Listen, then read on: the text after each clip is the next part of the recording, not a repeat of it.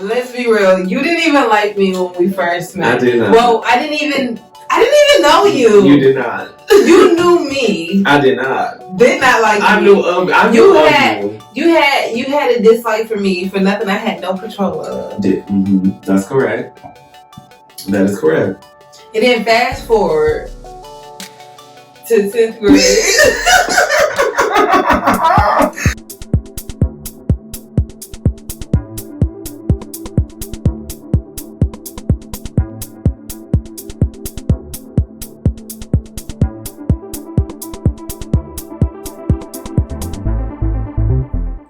Welcome to the He's a Know-It-All podcast. My name is Marcco and I'm your host. Today, I'm here with my best friend, my OG, Simone. Hello.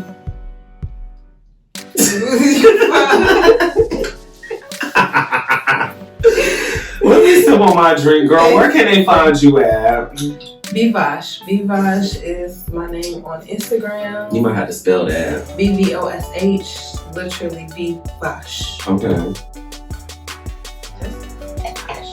I love this. Anyways, welcome back, everyone, for season 2 of the He's a Know-It-All podcast. You already know who I am, Marcco. And if you want to get to know a little bit more about me, head over to my personal channel, my lifestyle channel, where I release lifestyle vlogs. I do makeup and music content as well. So see what the channel is about. Get into it. Don't forget to like, comment, and subscribe. And you know the vibe.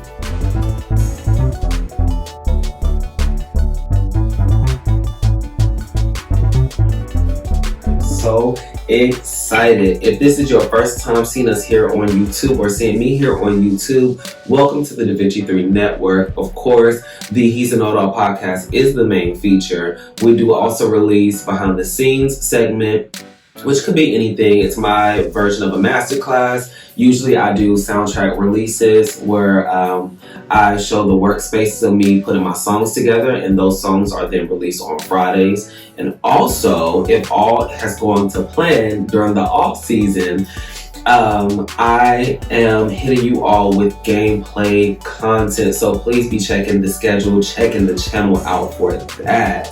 Okay, let's just go ahead and get into it. Before we do, don't forget the He's a Know-It-All podcast is indeed brought to you by DaVinci 3 Network, which is presented to you by DaVinci 3 Multimedia Group. Let's get into it. So, I feel like I've been trying to think this up for a minute. Let me just go ahead and say, after 9th grade, yes, I did not care for her. I didn't like you. I was jealous. I was mad, girl. But by 10th grade, I feel like I was going through things at home. I feel like by season 2, you know, the character shit hit deep. You got attachments, and that's how it felt like by season 2.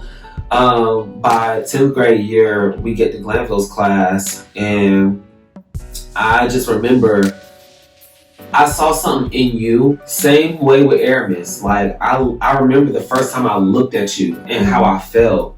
And it was me trying to find reasons to not like you. Mm-hmm. But when I first met you, my spirit was like, that's your friend.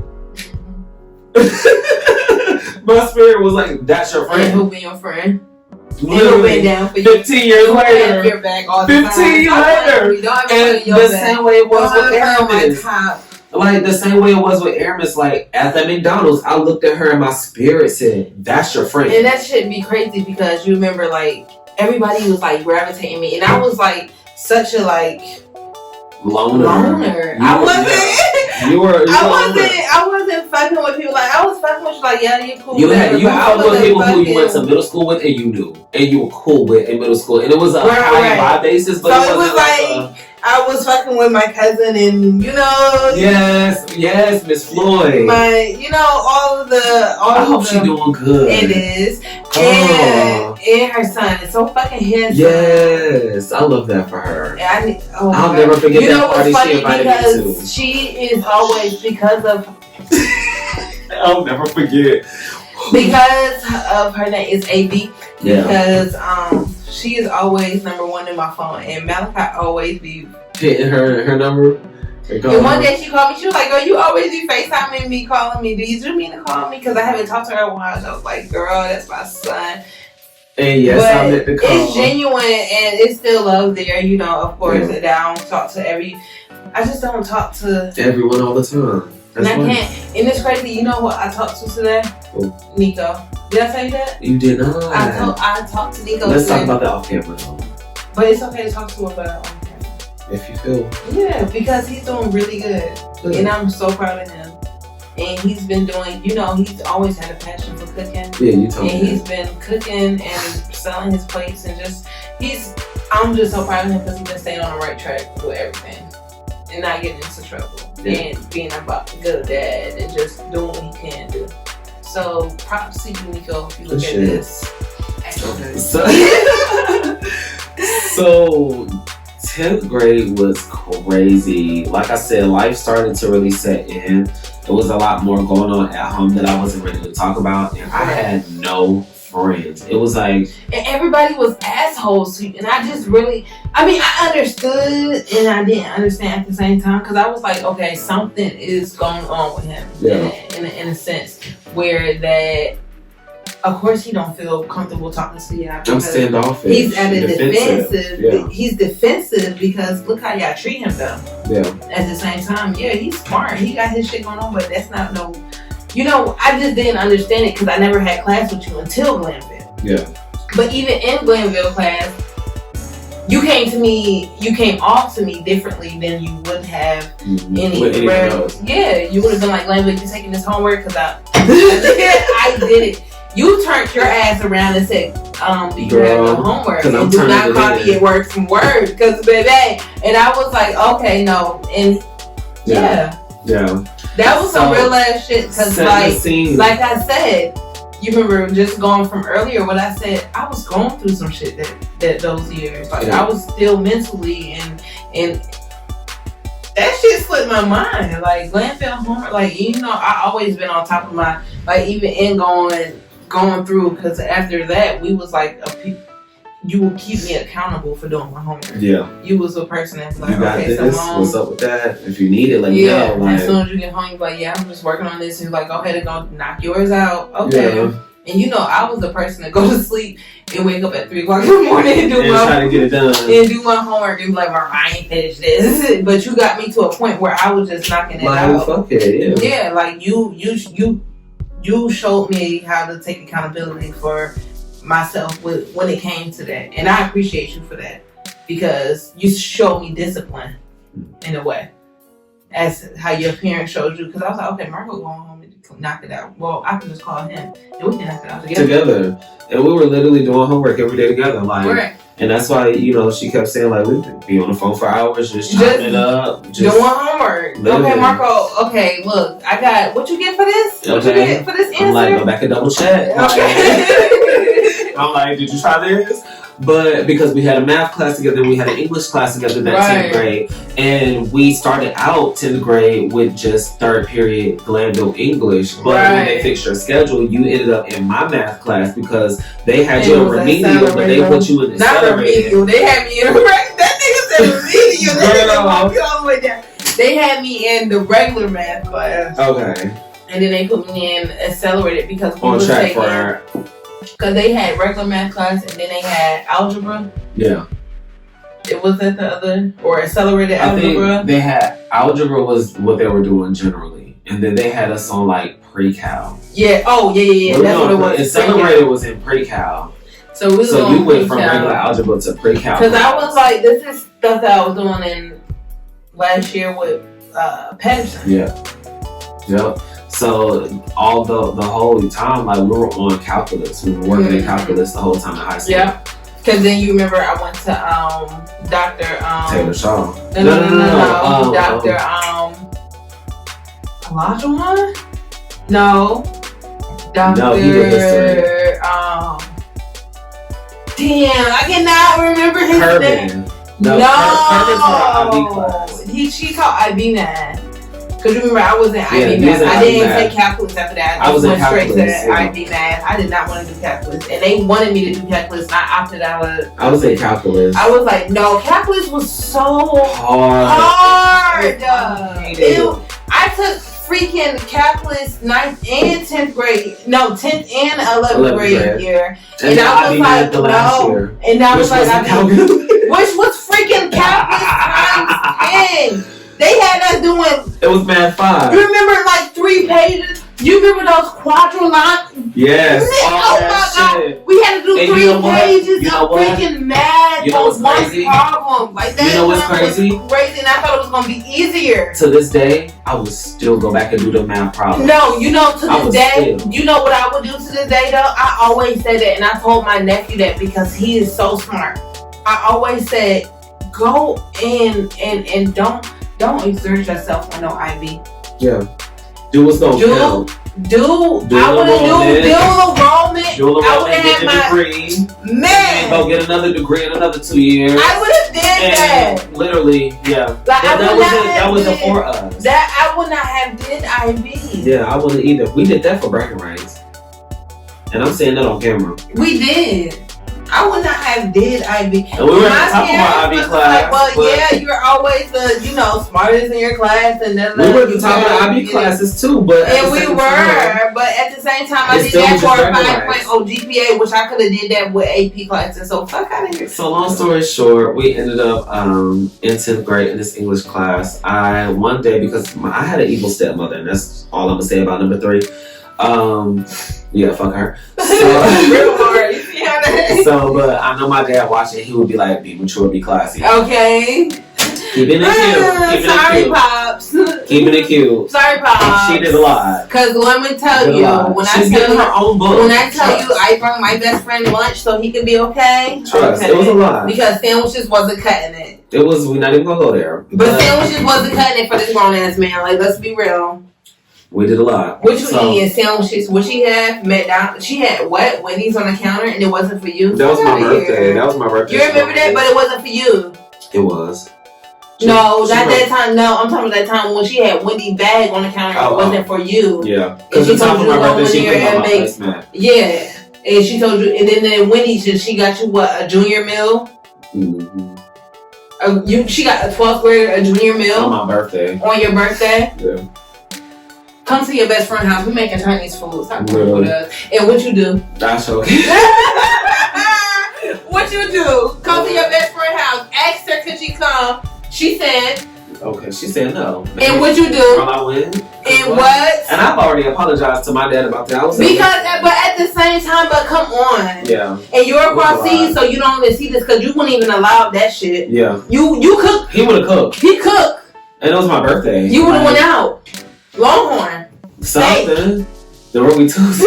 Ruby Tuesday. Applebee's. You would have went out though. Come on now. She was fucking. It would have been even if it was Tom Will. Like he would have did something. But no, yeah, you would have. Even if it was just spending time. We said all that to say like time in high school for me, just like it was for her, was a little difficult. Like it was tumultuous, and there was things I had to deal with as I grew up. And I understand now that it was more so hatred on certain parts, and it had nothing to do with me. Yeah.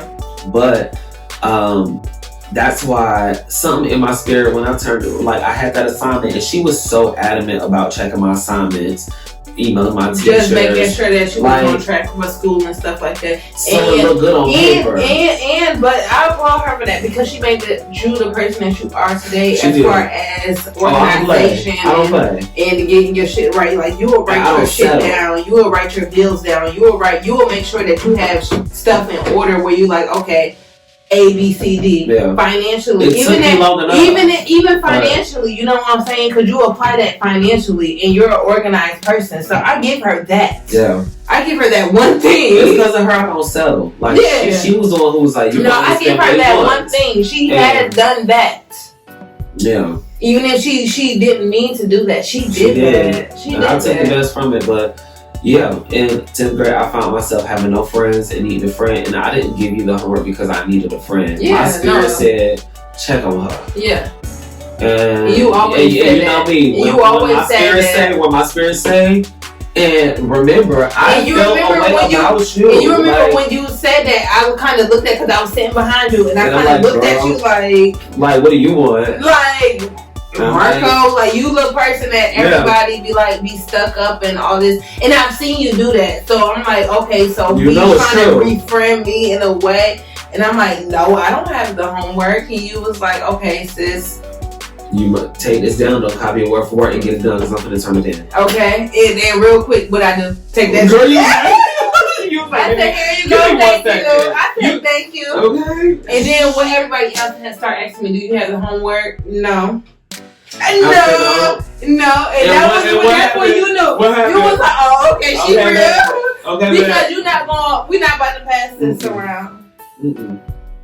I didn't know it was a test at the time. I didn't know what was happening there, but my spirit said, make sure she got it. But ever since then, and what happened before that bell rung now?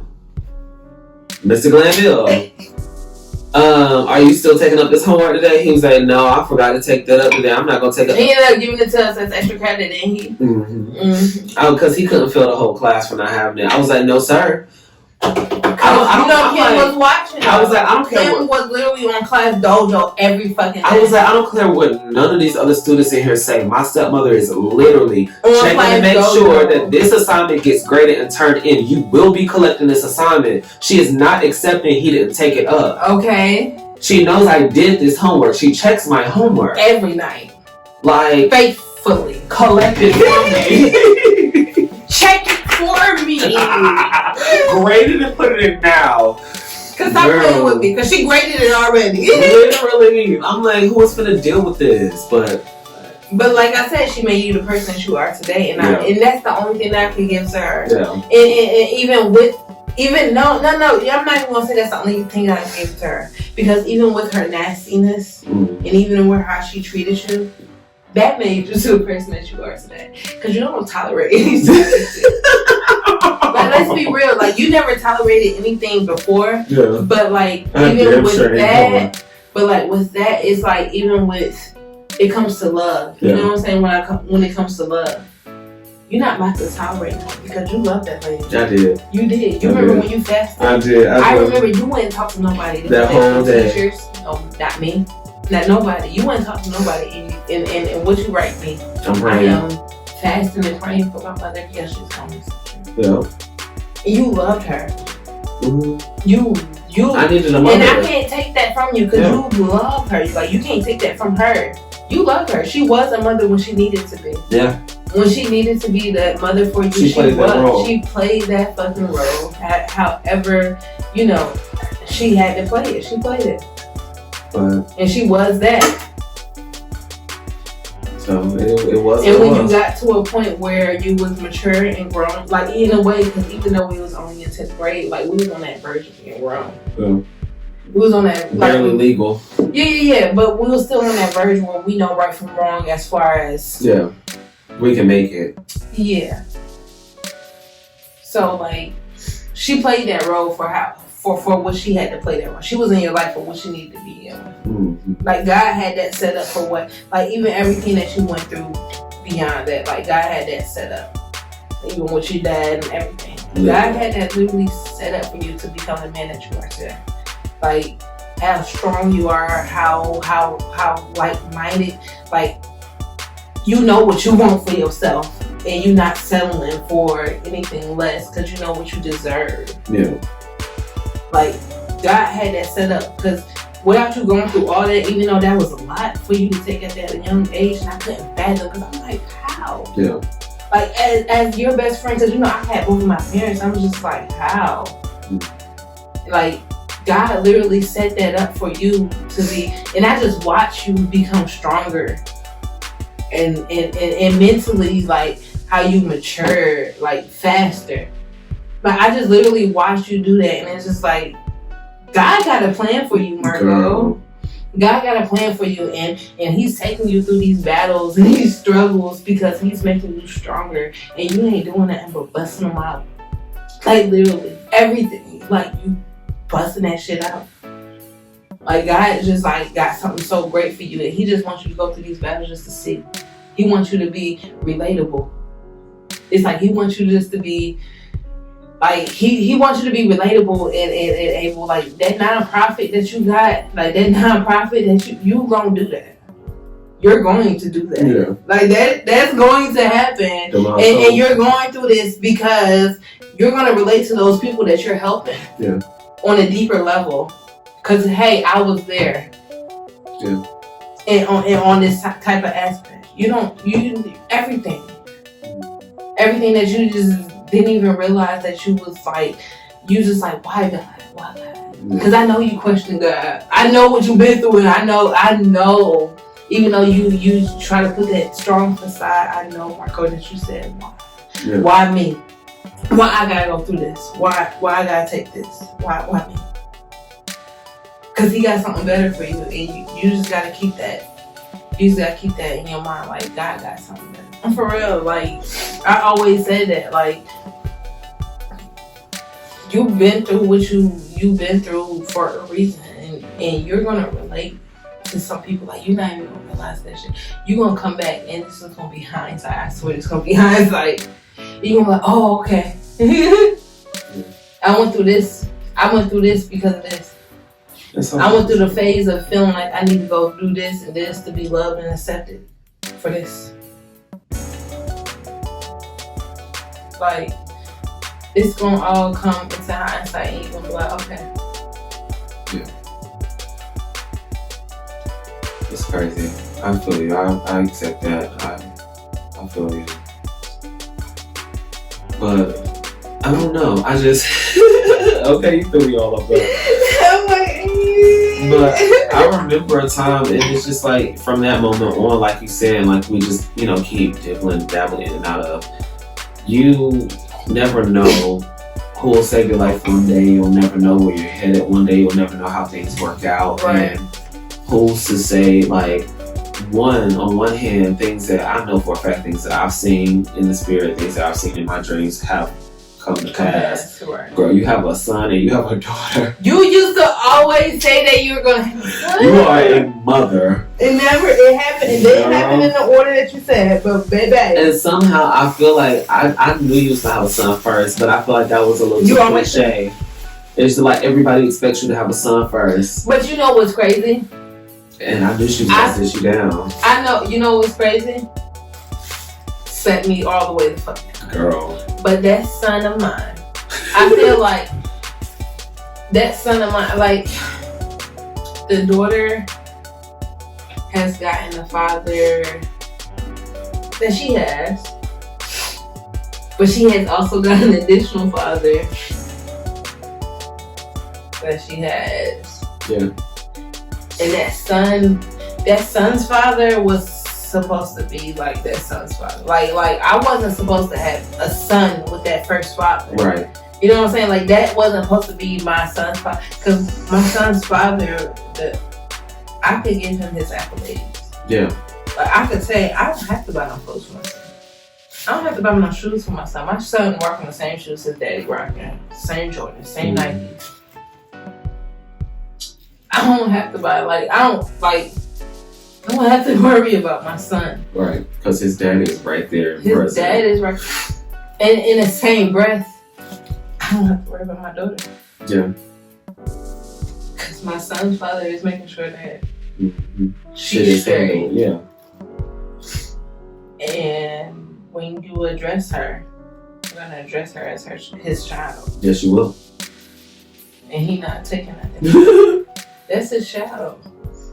And he's been in her life for literally since she was a few months. So he's been and has been there. So that's his child. You're not gonna dress her for nothing less. You're not gonna when she wanna say that's my other dad, that's her other dad. That is. I don't care if we're not married, that's her other dad. Literally. That's her other that's what she knows. Even if we break up today, you think that he gonna stop doing what he doing for her? And she gonna keep calling? You think he gonna stop doing what he doing for her? Okay. And she gonna always ask for him. DJ. That love I can never ever take away. That love that they share, they love each other. They love each other, and that's his daughter. That's his daughter. That's his daughter, and I can never. And he always said that. And I remember when we first started dating, and he was like, "Yeah, that's my stepdaughter." I'm like, "That's nah. Or he'd be like, that's to my daughter. He used to say, that's my daughter. I'm like, no, that's not his daughter. But no, that's his daughter. Like, I can't take that away from him. He do what he do. And I don't care how much of an asshole he is. We ain't gonna go there. He do what he do. I love that. I really love to see that. Like 10 to 15 years later, here we are, living dreams that we once saw years before. Like, it's been a tumultuous past and whatever, but girl, here's to 10 more, 15 more. Okay. Girl, and here's to you all. Backwards, but you know. It's fine. You get the vibes. Well, you guys, thank you so much for watching. It has been my pleasure having you all for this little journey down memory lane with my best friend, Simone. Thank you so much for being on this episode, girl. And God willing, we will see her back in the rest of, I won't say the rest, like you're going to be here every episode, but we will see her, we should see her again before season 2 is over with. So just be on the lookout for her. If y'all want to get to know her, if you want to follow her on Instagram, you can follow her at BVOSH. BVOSH. Please don't forget. Reach out to my girl, y'all. Don't forget to like, comment, and subscribe. And drop down and let me know how you feel about this episode. Let me know what you want to see in season 2. And we're going up from here, you guys. Thank you so much for watching. Also, if you want to get to know more about me, head over to my personal channel at Marcco here on YouTube. You already know I run a lifestyle vlog channel and I release makeup and music content as well. So again, y'all, thank you for coming back for season 2. It's been our pleasure having you. Till next time.